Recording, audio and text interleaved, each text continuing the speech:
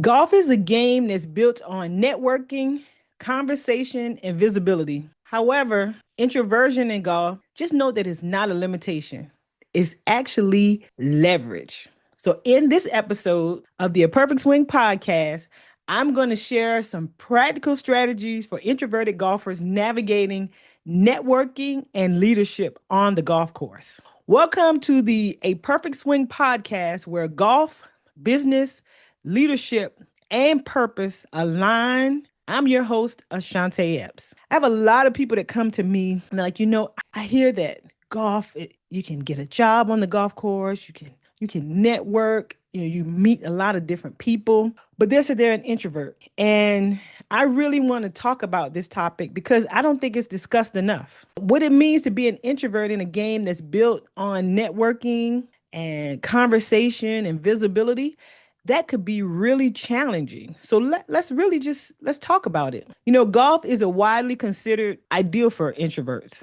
Why? Because it blends quiet time. So you can think. It's individually focused. You're playing your game, even if it's in a team environment. And it's a low pressure, so it's said, environment that allows for deep concentration. So you're planning out your strategy, you're plotting what you're going to do next. All of those things are key. And when we think about it, and a lot of people have probably heard that too, but they say golf is 90% mental. And that's absolutely true. And that is why it becomes a great sport for those who are introverted. But when you're trying to network as a part of that, things can get a little hazy.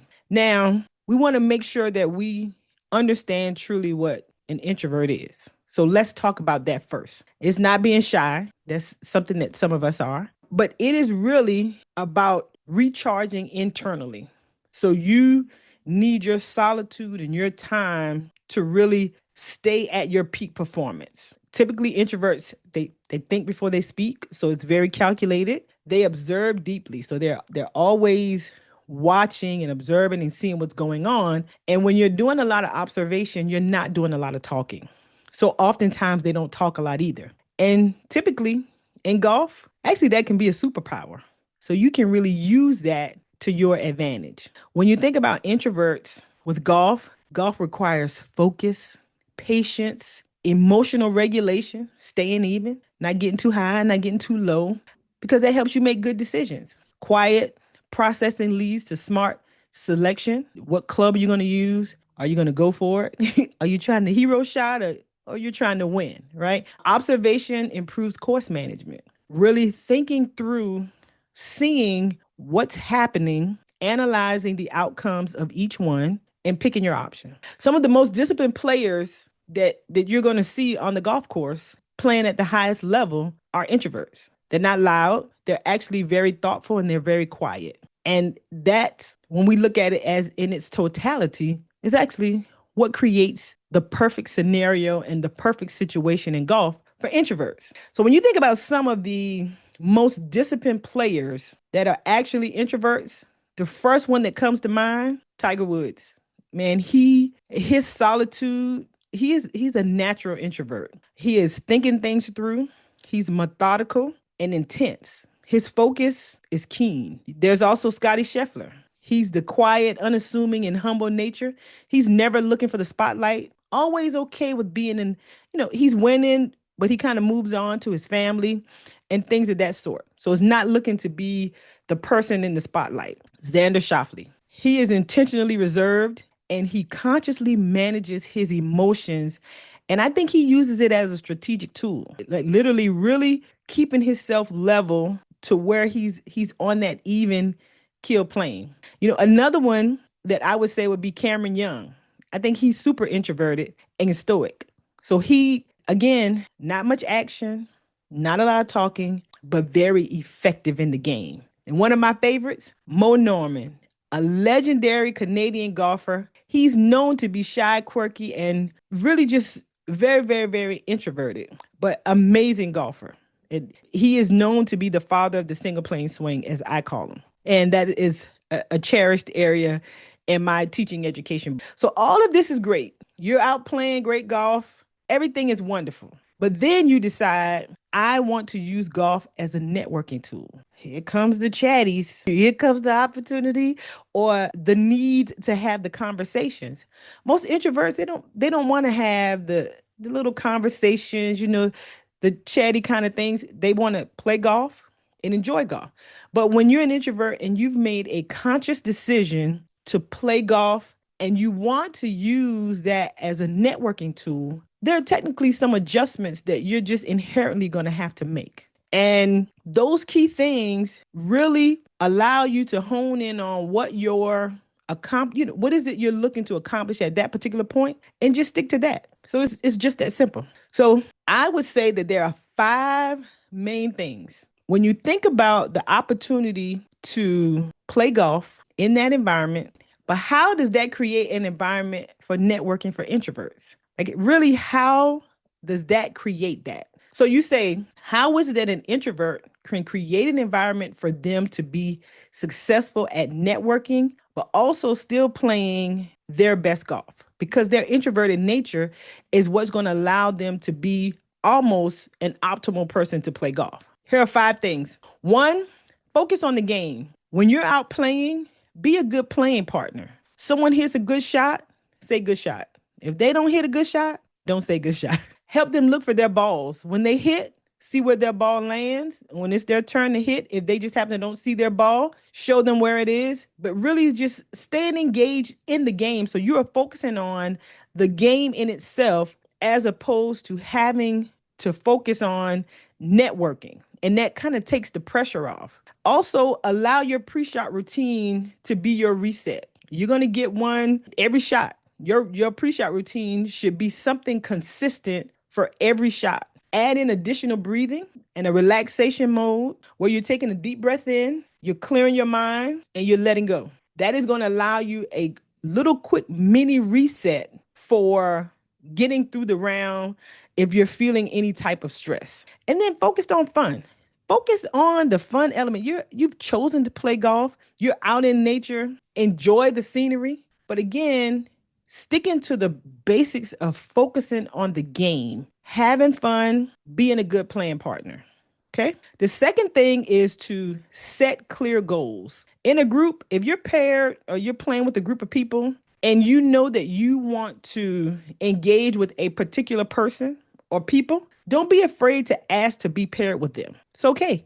And again, as an introvert, because you're not as talkative and as chatty as everyone else, you have created a smaller environment for you to be successful. So now, instead of you having to move it through the entire group, you have 3 other people that you intentionally want to communicate with, and you communicate with them. One quick thing to note, though, is that typically the best time to have conversations with individuals is when everybody has put out on the green and you're walking back to the cart. You're not other than going to the next tee box, you're not thinking about your next shot. Typically, when you've hit a shot and you're still playing the hole, you're looking to see where your ball is, what club you may need, what damage you have to clear, that kind of thing. And so there is still a mental thought process going on. And if you're playing with someone that's executing that process, talking through that time can appear to be an interruption. So being safe is really waiting for everyone to hold out on the green. And then as you're walking back to your cart, having that conversation and then on to the next hole. Okay. Another thing that becomes clear when it comes to like setting clear goals, you want to be sure that you follow up after the round, especially if there's someone that you know you want to connect with. You can send them a LinkedIn connect, a quick email to, just say, hey, enjoy playing with you. And if there's an additional conversation you want to have with them, ask during that email. Again, you don't have to do it all on the golf course. So you can still request that additional follow-up and maintain that relationship through email. And if you know that there are specific details that you want to share with individuals, pre-prep an email with the attachments already added. And then that way, when you get their contact information, all you got to do is put their email address in the email and hit send. So you've given yourself a head start. You've clearly defined what your goals are, and you're prepped and you're ready. Because as introverts, you like to be prepared. You thrive on being prepared. So doing that gives you, prepared sets of goals of saying, here is what I want to do. Here's what I want to accomplish for this session. So as it pertains to setting your clear goals as well, too, as you're focusing on the game, thinking about those short intentional conversations, still a part of your goal, still a part of the game. And then also mentally recharging between shots. So being sure that you're thinking about, or that you've decided, hey, I'm going to recharge every other hole. And again, don't be afraid to adjust that as you engage with those who you're playing with. You may have someone a little more chatty today than your playing partner was before, right? So don't be afraid to make those adjustments. The third thing is prepare conversation starters. Again, introverts thrive on being prepared. So literally create or prep 3 to 4 topics to discuss. That's going to avoid whether you get into a situation with an awkward silence, staying away from politics. But it also, if you prep the topics and you start the conversation, you actually control the conversation. So you can actually ask open-ended conversations and you can listen more, because listening to, which I'm going to get to, will also build relationships with people. You can ask them things like, the course. How do they think the course is going? Is it difficult? Oh, do you normally play courses like this? Where do you normally play? How long have you been playing? Where do you typically play? What made you start playing golf? You can ask them about their work. Anything, those small but yet open-ended conversations or questions to get you additional information. Are you interested in making a difference in a child's life as well as the golf industry as a whole? If so, I would like to invite you to be a resource for the A Perfect Swing Foundation. In the A Perfect Swing Foundation, we have our 501c3 nonprofit youth initiative where we introduce youth to the game of golf as a youth development tool in their personal lives. We hone their communication, leadership, and networking skills. So when we think about the golf industry, oftentimes we think about tour players, but the golf industry has careers in every imaginable field that you can think of. And we want to ensure that we expose our youth to that. So we would ask you to consider providing a monetary donation. But in addition, we would love for you to volunteer to be a mentor, sharing your skill set, sharing your job, sharing your roles and responsibilities as a knowledge, as a tool to our youth, so that they can understand and get a feel for the various careers through mentorship.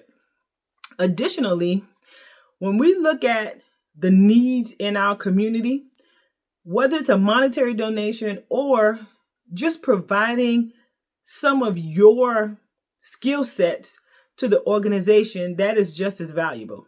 So whether you're an attorney and you can review legal documentation for us, or you're in the administration field and you can do some clerical work for us, or if you're in the technology field and you can provide some technology services, all of that allow us to continue to pour into the lives of our youth. And I'm going to tell you, I would be so appreciative. You can find out more information about us on our website at www.aperfectswing.net. Again, that's www.aperfectswing.net. And to make it easier, you can click on the link below. Thank you, and I look forward to seeing you soon. A tip: avoid politics in any controversial topics. You're playing golf, you're still focusing on having fun, and you're relaxing. So don't add any undue stress. Don't even do that to yourself. Okay? The fourth thing that I just mentioned, use listening as your tool. Introverts often become the most trusted people in a group because they listen more. If you ever had a conversation with someone and as you're talking, you can tell that they're not listening, but that they're planning the response that they're going to give you. Well, most introverts don't do that. They listen. And if you set your questions, ask those open-ended questions and listen. Reflective listening, asking thoughtful follow-ups, that is going to build influence quietly. Really hearing someone out, asking the question and taking the time to listen. Introverts can leverage their listening skills, and that is going to make people feel valued, which builds authentic, long lasting professional relationships. Again, you want to make sure, even though you're an introvert in an environment where you may feel you need to be an extrovert to network, you want to always think about authenticity. That is key. Authenticity. I can't say that enough. The fifth and final thing the introverts should really, really, really focus on is knowing your limits. Understanding that, after we play the 9 holes or 18 holes of golf, the 19th hole is going to be way too much engagement for me. I need to, thinking to yourself as an introvert, okay, I need to rest my mind. I need to recharge. Like, do not be afraid to say, I'm not going to be able to make it to the 19th hole. And for those who aren't familiar with the 19th hole is typically when after you finish playing golf, everyone gets together for drinks, food, things of that sort. And what it is, it's a great time to network and build relationships off the course. Or shall I say, continue building the relationship that you started on the course. But just know your limits. Understand that, listen, I can't do it. And be prepared to have a great way to say, that would be so nice and I would love to. However, I have something else that I've already planned to do. Yeah, you've already planned to decompress. You've already planned to relax and recharge. It's all the truth. Okay. So understand who you are and what your limitations are. The environment will give you all the leeway to do as much networking as you can. And because you're building authentic relationships, do not let that pass you by. So don't say no to not being a part, but really just staying within the confines of what your limitations are. And when we think about introverts in golf, either one, they all have their advantages and disadvantages when it comes to leadership as well too, right? So in leadership, just like in golf, volume is not, it doesn't say whether or not your authority is more. Just because you're talking louder, that doesn't mean that your authority is more. And introverts can excel in leadership using those same 5 traits as it pertains to, or those same 5 tips as it pertains to your leadership environment. When you look at the psychological makeup of an introverted person, they are task focused. Same thing for golf. So an introverted golfer, an introverted person, they are task focused. So they naturally excel at the internal work, be it golf, be it their day-to-day job, whatever it is. In golf, they visualize shots, analyze strategies, maintain focus, which is essential for consistent play, right? Well, that is also essential and a tremendous help for strategic planning. So when you think about leadership and seeing the bigger picture and understanding outcomes and forecasting, an introverted person in terms of leadership is top notch at that. Also, managing energy. So while, extroverts may be the ones that are chatting all the time and the introverts are the quiet ones, they're more focused. They are playing in silence. So they're working in silence. It allows them to conserve energy and play better from a golf perspective. But from a leadership perspective, their overall leadership and managing a teams is stronger because they're level. They're not getting high on emotions from an issue, and they're not getting low because maybe whether it's team morale or whatever, they can literally make good decisions because they stay really level set. They are keeping a level head during conflict, time management, all of those things they excel at because they are leaders with that introvert personality or the psychology of the introvert that makes them good at what they do from a leadership standpoint, but as well as golf. And then the emotional regulation. So golf can be frustrating, so it's work. And so when you're talking about regulating emotions, that is huge from a leadership standpoint when it comes to making decisions, using sound judgment, really seeing what's there and making the decision with composure, seeing what the pros and cons are, looking forward, and not making knee-jerk decisions. And that is critical when it comes to leadership. And just note that some of the strongest leaders that command rooms, they command rooms without raising their voices. And you know why? Because they're prepared, they observe, and they act decisively. And it is those introverted psychological tendencies that really play a key part in doing that. And so when we look at, how we function on a day-to-day basis, I'll say for me personally, when I started in the corporate environment and I was trying to navigate my way as a college graduate, new to leadership, joining a new team, anything of that sort, there was a point in time where I felt like I had to code switch. And when we talk about code switch, listen, I'm a country girl from South Carolina. I've always been a country girl from South Carolina, and I love being a country girl from South Carolina. However, sometimes when we're put in a situation where we feel like our country accent isn't enough, right? Or we need to change our tone of voice. So instead of being a little deeper, we'll make it a little higher. That's when you're not authentic. That's when you create a situation where you begin to function as someone else. And if you're an introvert, you be an introvert because it has its pros and cons.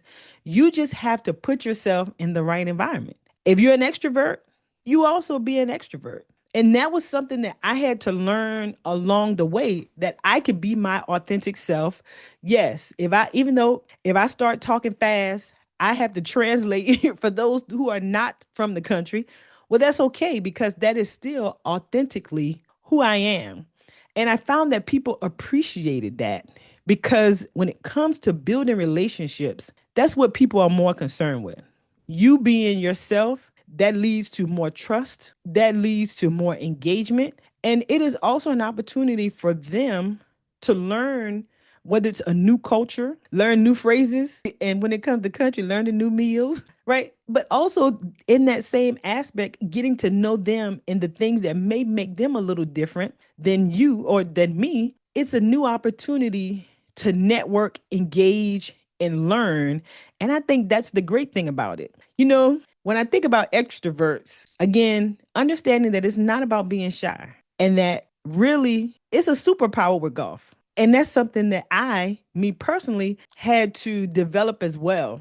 When I first started playing golf, I guess I was nosy, because of course, that's why I started playing golf.